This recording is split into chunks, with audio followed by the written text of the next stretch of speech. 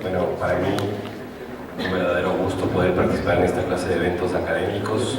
Felicitar a las personas que organizan estos eventos. Es bastante dificultoso realizar estos eventos académicos, ¿no? Y felicitar también a ustedes que se dan tiempo dentro de sus jornadas laborales bastante fuertes, bastante complicadas, concurrir a este sitio para poder instruirse un poco más. Siempre es importante estar pendiente de esta clase de cursos porque se ve reflejado al momento de la práctica. Bueno, el tema que voy a tratar el día de hoy es un tema básicamente dogmático, pero que se refleja a diario en las sentencias que vemos por parte de los tribunales juzgadores o por parte de las cortes en el Ecuador. Y lamentablemente es uno de los temas que la dogmática ha tratado de una manera bastante extensa. Es uno de los temas más problemáticos referente a la dogmática penal. Y sin embargo, es uno de los temas menos desarrollados a nivel jurisprudencial dentro de los tribunales, no solo nacionales, sino a nivel internacional. Y digo esto porque el trabajo de investigación de mi maestría fue en relación a este tema.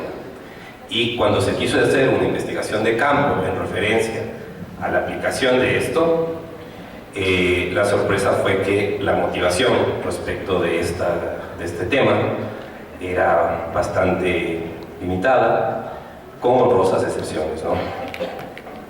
Básicamente el tema es la autoría y la participación en el derecho penal. Cuando hablamos de autoría y participación, y bueno, antes que nada, el tema de que no exista una línea jurisprudencial segura referente a establecer y concebir los conceptos de autoría y participación crean, en cierta manera, una inseguridad jurídica. ¿Cómo el derecho penal es aplicado dentro de un Estado de derechos, desde la cultura occidental que tenemos nosotros, desde un Estado constitucional, de derechos y justicia que ha atravesado desde 1789 hasta ahora todo ese proceso en referencia al respeto de las garantías constitucionales, es directamente valorable de cómo se aplica el derecho penal? Ya lo decía Goldsmith en uno de sus libros, que el derecho penal básicamente es el barómetro de una constitución, es decir, una especie de medidor de cómo opera el respeto a las garantías y los derechos de los ciudadanos de un Estado de Derecho. Esta frase fue acogida por Roxin en su momento, en una de sus obras, y si nos ponemos a reflexionar un poco, es real. ¿Cómo son respetados la Constitución? Evidentemente lo vemos reflejado en el derecho penal, porque en el derecho penal es en donde se encuentran en juego los valores más importantes que tiene un ciudadano frente a un Estado. Ahora bien, referente ya a la autoría y participación. En primer lugar, quiero partir, no me puedo extender mucho en referencia a este tema, pero debemos decir que el Código Orgánico Integral Penal, en sus artículos 42 y 43, trata tanto el tema de autoría como el tema de participación. Si bien tenemos un concepto extensivo de autoría en el artículo 42 y vamos a explicar por qué, pero el Código Orgánico Integral Penal lo trata. Dogmáticamente, ¿cómo se lo abstrae a la autoría y la participación? Es una institución jurídica que se la concibe como un elemento o como elementos amplificadores del tipo penal. Es decir, tanto la tentativa como los momentos de ejecución y la participación se las concibe como elementos amplificadores del tipo penal. ¿Qué quiere decir esto? Que se va a valorar si una persona es autor o partícipe cuando se haya valorado que esa modalidad de conducta se pueda realizar un examen de subsunción dentro del tipo penal, dentro del tipo objetivo. Estuve presente en las conferencias del día lunes y se habló bastante respecto de las categorías dogmáticas y sobre el tipo objetivo y el tipo subjetivo. Ahora bien, ¿cómo debemos entender el concepto de autoría y participación?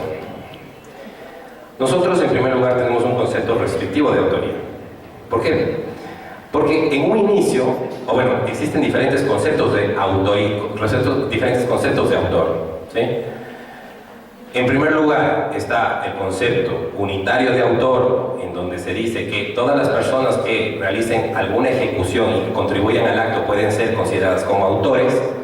Este es un concepto unitario que maneja Alemania, por ejemplo, en referencia a los delitos culposos o en el derecho penal español.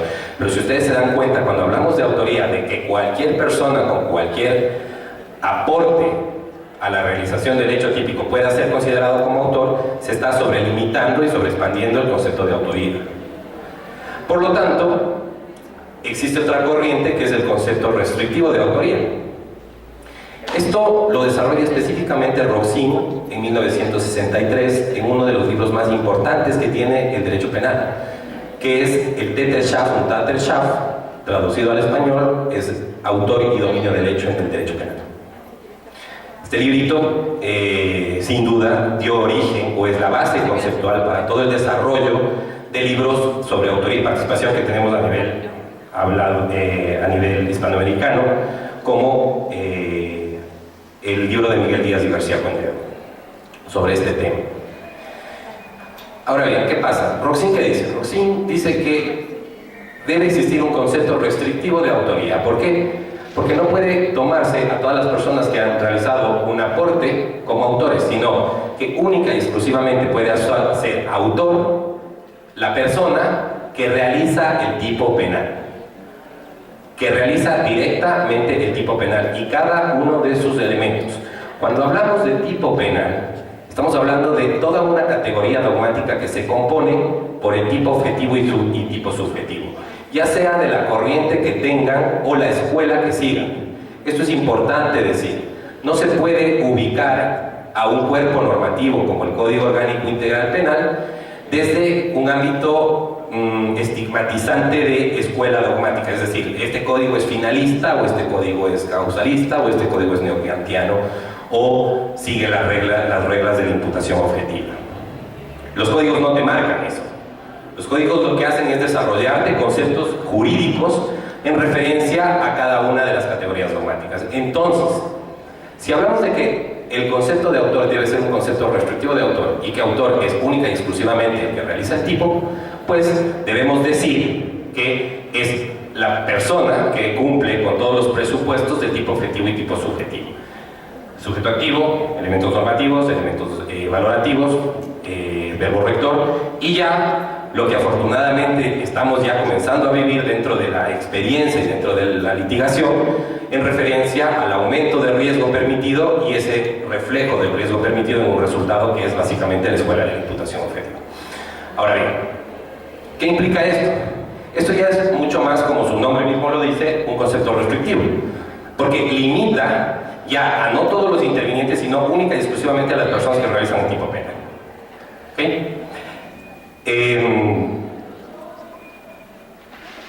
¿Qué más conlleva esto? ¿Qué más dice Roxin sobre esto? Dice que para establecerse una responsabilidad debe regir un principio de accesoriedad. Todo lo que se da respecto de esta situación, respecto de estos conceptos, ¿son aplicables a la práctica? Por supuesto que sí. Por supuesto que sí. No hay mejor práctica que una buena teoría, dice. Los alegatos o las teorías del caso se construyen a través de concepciones jurídicas, se construyen a través de hechos que deben ser reflejados en las concepciones jurídicas. Y las concepciones jurídicas de la parte general del derecho penal están desde el artículo 1 hasta el artículo 78, si no estoy mal, del Código Orgánico Integral Penal. Y en base a esa teoría, en referencia a lo que nosotros tengamos, ahí es lo que vamos a litigar. Es cómo vamos a plantear nuestra defensa o nuestra acusación. Porque en cada una de las categorías dogmáticas que existen puede haber uno de los elementos que no se cumplan, que puede hacer agua en el caso. Y esto hay que tenerlo claro. Ahora bien, ya siguiendo el tema de la autoría y la participación, el principio de accesoriedad se determina que no puede haber la condena o establecer una responsabilidad penal en referencia a un partícipe cuando no exista un autor. Es decir, las conductas de los partícipes son reprochables cuando exista determinado un autor del hecho. No puede juzgarse un partícipe si no existe autor. Estamos claros hasta ahí. Ahora bien, nosotros hemos escuchado y hemos visto y he leído en sentencias que generalmente se sigue la corriente del dominio del hecho. ¿Quién es autor? Quien haya dominado el hecho. ¿Quién desarrolla esta teoría? Como les digo, Rossi. ¿Qué es el dominio del hecho?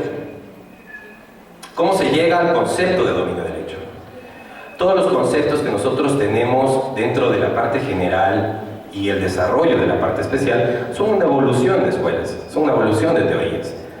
Pero lo que hay que tener claro es que cada teoría que desarrolla la ciencia va sustituyendo la anterior en la cual tenía falencias.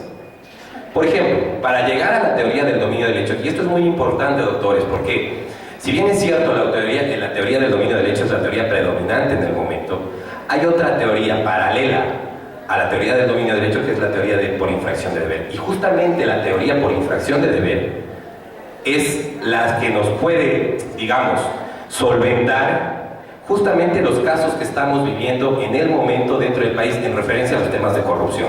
Y ya vamos a ver por qué. Ahora bien, ¿cómo llegamos al dominio del hecho? Primero, no me voy a explayar mucho en esto, existe una teoría subjetiva. Es importante saber esto porque generalmente cuando uno va a una audiencia y no se encuentra con abogados o con personas que se han preparado o están o han leído, ¿qué pasa? Cogen un libro, quieren armar su alegato, leen lo primero que ven en el libro y hablan en audiencia.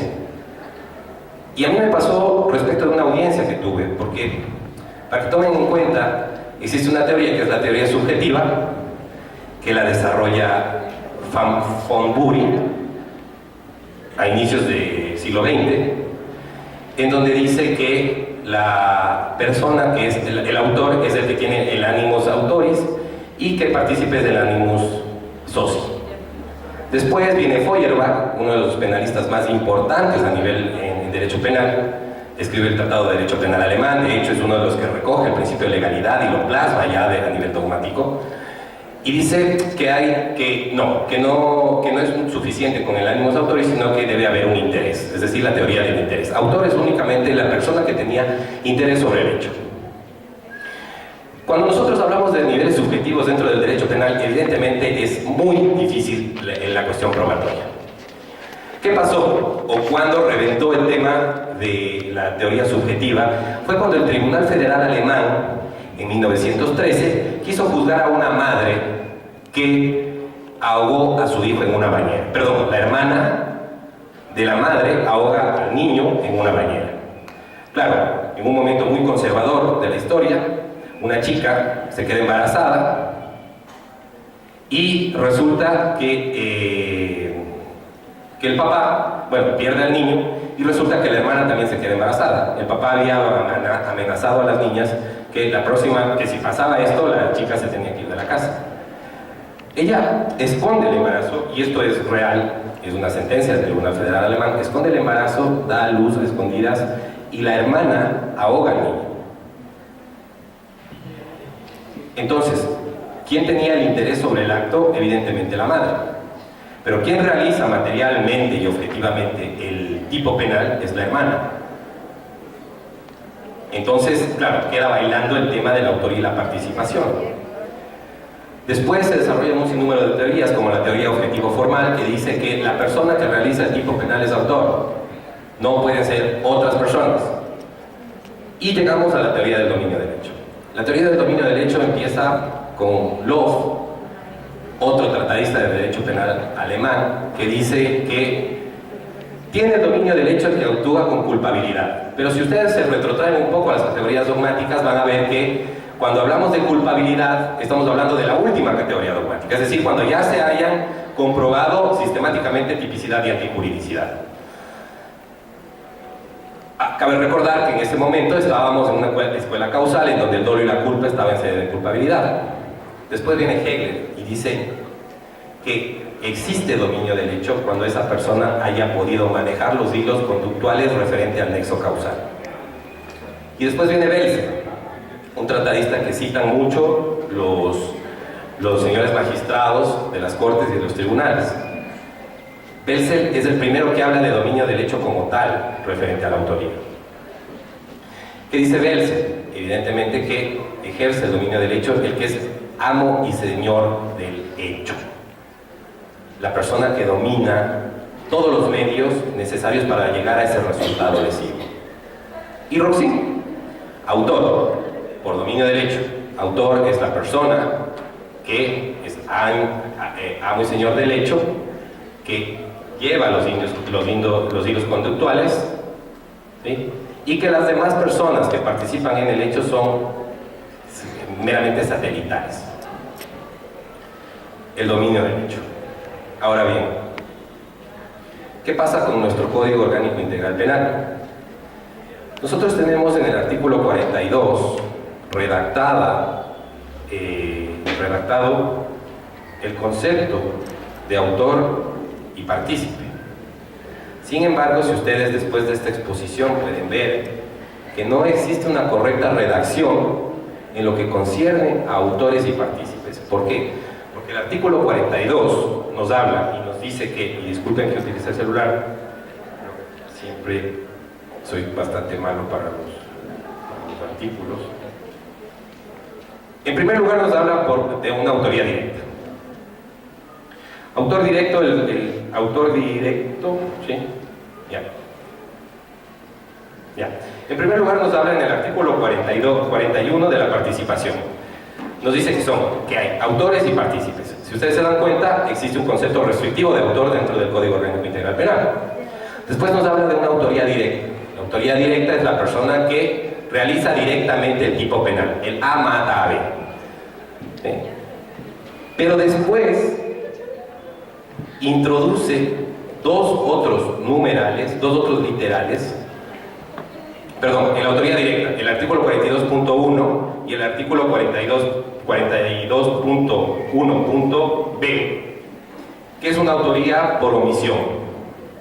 Recuerden ustedes que en el artículo 26, si no estoy mal, referente a la omisión, el Código Orgánico Integral Penal desarrolla un concepto de omisión, primero dolosa, porque dice que el que omita deliberadamente, ¿sí?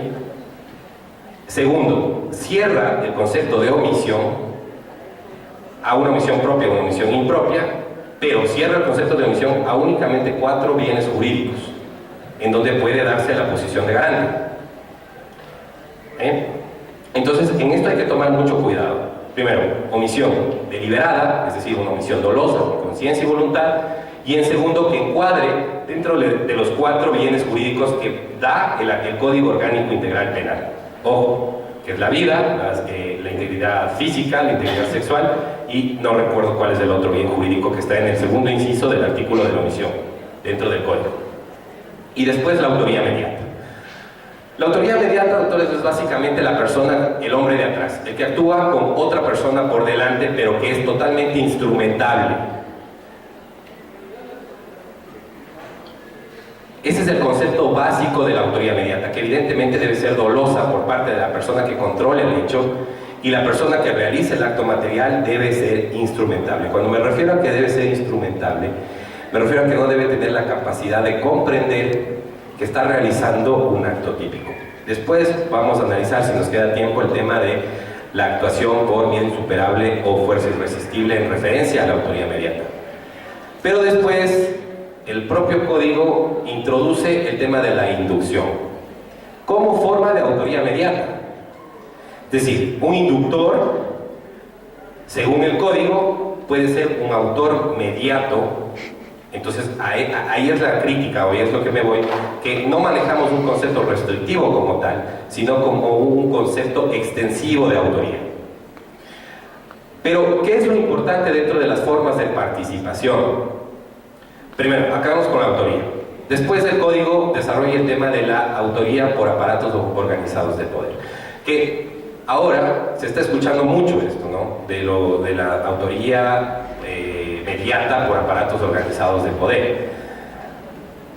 Primero, este concepto de autoría fue desarrollado en 1968 por el doctor Claude Roxin, que es, digamos, que el penalista más importante en referencia al tema de autoría y participación. ¿Y fue para qué? Para juzgar, o para dar una alternativa a los tribunales, para juzgar a las personas que habían sido partícipes del Estado nazi 15 o 20 años atrás. Porque básicamente la defensa de estas personas que participaron en estos actos fue decir que ellos obedecían una orden superior. Más allá de la defensa en relación al principio de legalidad, que todos sabemos, hay una película muy importante y muy buena que se llama Nuremberg, sobre este tema, que dicen que, claro, que cuando se juzgaron a los nazis no se estaba rompiendo el principio de legalidad. Ese fue el argumento. Cuando llegaron los nazis desconocieron el principio de legalidad porque esto fue una evolución y fue plasmado por la Revolución Francesa, y ellos dijeron, no, eso es de la Revolución Francesa, nosotros no vamos a respetar el principio de legalidad. Reformaron la Constitución y trasladaron el tema de la antijuridicidad y la culpabilidad, unificaron esas categorías dogmáticas en una sola. Pero bueno, ese es otro tema. Ahora, ¿qué dice Rosin? Rosin dice, ¿cómo la desarrolla? Dice que primero, las personas deben ser fungibles en la organización. Debe haber una organización que tenga de destino delinquir, es decir, una organización fuera del ordenamiento jurídico. Por eso, en este momento, es muy complicado establecer una autoría mediata por aparatos organizados de poder en relación a los grupos o a las actuaciones estatales mismas. Porque la finalidad del Estado en sí, dentro de los estados de la cultura occidental, no es pues delinquir. Que haya ciertos sectores y ciertas personas que se dedican a delinquir es otra cosa.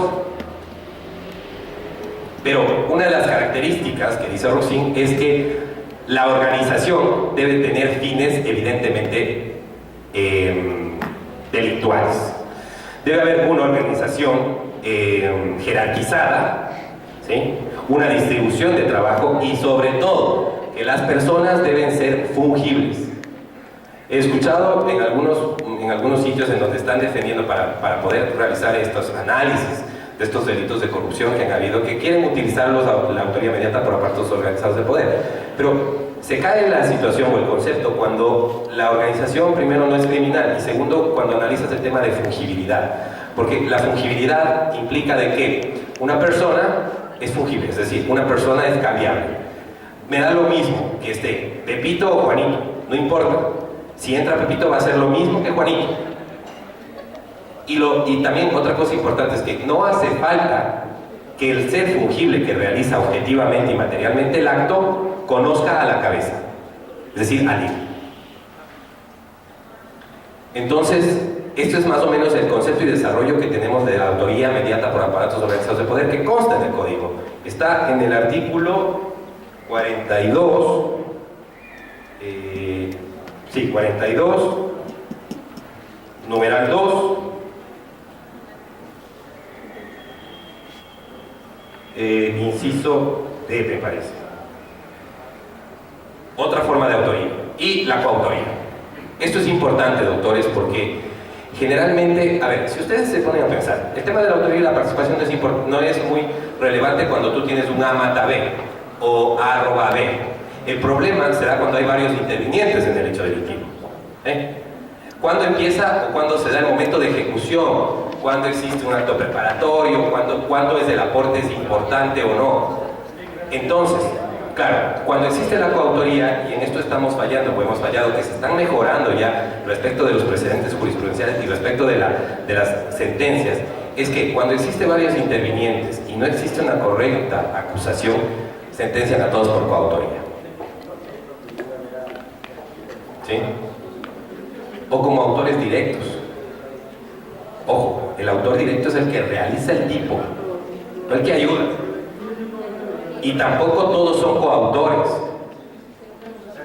Autor directo en una muerte, si una persona mete una puñalada, pero si hay tres, entonces ¿cómo valoramos quién es autor directo? Tenemos que ver entonces de qué largo era el cuchillo para que los tres introduzcan el cuchillo y den la muerte.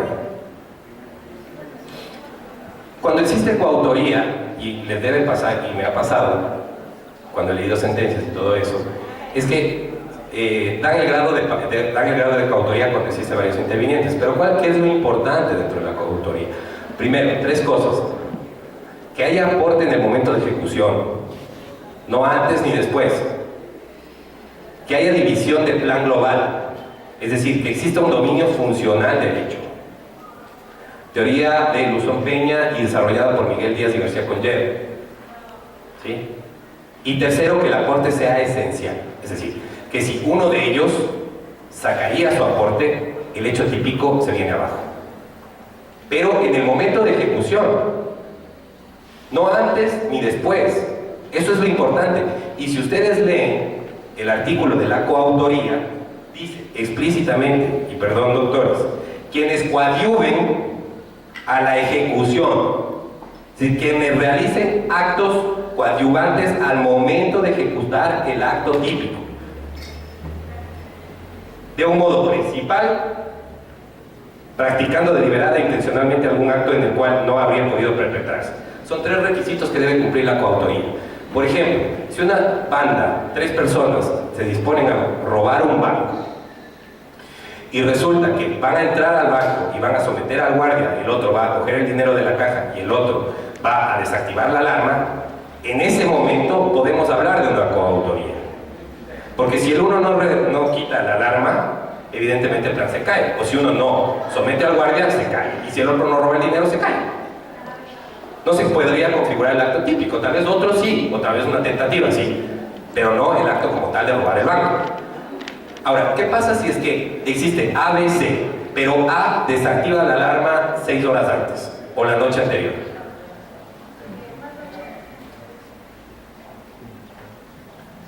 Esta figura que no contenemos en el Código Orgánico Integral Penal se la aplica en otros países, si no estoy mal, creo que es en la mayoría de códigos de Latinoamérica, es la figura del cooperador necesario, que no tenemos desarrollado dentro del código. ¿Sí?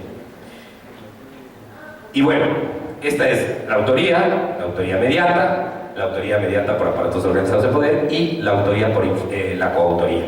3 grados de autoría. Ahora, vamos a la participación. Primero, no puede haber una participación culposa, dogmáticamente. Bueno, hay gente que lo sostiene, pero desde mi punto de vista no podríamos analizar que una participación puede ser culposa porque expanderías del derecho penal. Ahora, ¿cuáles son los grados de participación? Evidentemente una inducción. Es una forma de participación que el código la tiene como autoría mediata. La inducción, las formas de participación tienen que ser dolosas. La inducción no es una mera enunciación para que otra persona realice el tipo, no. La inducción debe determinar directamente la realización del tipo penal. No es un yo quiero matar a tal persona, no. Es determinar momento, modo y lugar de cómo podría realizarse el acto típico. Por ejemplo, yo quiero matar a B, y yo sé que B sale de su carro del trabajo a las 8 de la noche, pasa por una gasolinera, se baja ahí, siempre a comprar en determinada situación, sale y llega a su casa, y que en el trayecto de su casa es desolado. Entonces, brindar toda esa información y decir cómo se va a realizar el acto, esa es una inducción. Debe ser dolosa, debe conocer obviamente los elementos del tipo penal, la persona que induce y la persona que materialmente realiza el acto, ¿no? Inducción. La cooperación necesaria, que les digo que no está valorada aquí dentro del Código Orgánico Integral Penal, y la complicidad. ¿Cuál es la diferencia entre complicidad y cooperación necesaria? Básicamente es que el cooperador necesario debe contribuir al acto con un acto esencial, que no necesariamente debe ser en el momento de ejecución, sino antes o después, y la complicidad no puede ser tan esencial el aporte que realice el partícipe. ¿Cómo realizamos esta valoración, o cómo se podría sustentar esta valoración? Bajo un examen que lo desarrolla Gimbernat en un libro que se llama Autor y Cómplice, en donde se desarrolla el concepto de los bienes escasos. ¿Qué tan importante era el bien al momento? ¿Qué tan importante y qué tan escaso era el bien aportado por el partícipe? Si nosotros, por ejemplo, nos referimos al sistema ecuatoriano, si es que yo doto de un arma a otra persona para que mate a otra, ¿es un aporte esencial? Sí. ¿Verdad? Pero si yo valoro, por ejemplo, en otros países en donde compra y venta de armas no es ilegal y que puede acceder a un arma una persona que tiene posibilidades, el aporte ahí no es esencial. ¿Cuál es la diferencia? Es que las penas varían, porque un cómplice no tiene la misma pena que un cooperador necesario. ¿Por qué es importante esto? Porque cuando ustedes les sentencian y les dicen, la persona tal ha cometido el acto típico, antijurídico y culpable, quiere decir que esa persona, primero, cumplió todos los elementos objetivos del tipo, que su conducta fue contraria a la norma que vulneró un bien jurídico, que el Estado es totalmente, o tiene la facultad total de reprochar a esa persona porque su acto ha sido antijurídico, y que le va a sancionar por autor, o por coautor, o por autor mediato, o por el tema que le planteen, pero eso también tiene que ser motivado. Si es que no, entonces evidentemente no se estaría plasmando en una sentencia, primero, cualquiera de las categorías dogmáticas y después el grado de participación. Varía, porque digamos que el juez, o la facultad del juez es poder, digamos, valorar la sanción penal, la respuesta penal, entre los intervalos que da el propio tipo penal. O sea, cuando hablas de homicidio, no te habla específicamente que el autor debe tener 16, te habla de una modulación, ¿verdad? 16 a 19. Entonces, en torno a esto debe ir orientada la aplicación de estos conceptos. Es un tema bastante complejo. Afortunadamente se está mejorando el tema, el tratamiento de estas conductas. Y bueno, el tema de la infracción de deber espero tratarlo otro día, porque solo para dejarles con la espinita. ¿Cuál es la defensa de las personas corruptas que llegan a ser procesadas penalmente? ¿Qué dicen? Que me encuentren la plata. Yo no tengo plata en mis cuentas. Que me revisen mi patrimonio, yo no lo tengo. ¿Ok? Pero ahí tenía un deber.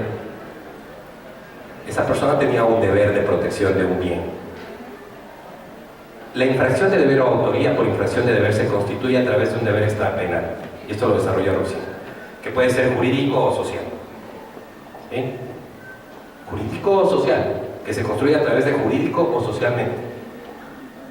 Entonces, esas personas que tenían el deber jurídico y social de proteger un bien jurídico, así no hayan tenido dominio del hecho, podrían ser catalogadas como autores.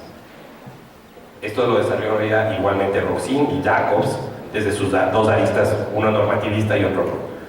Muchas gracias, doctores, espero haberles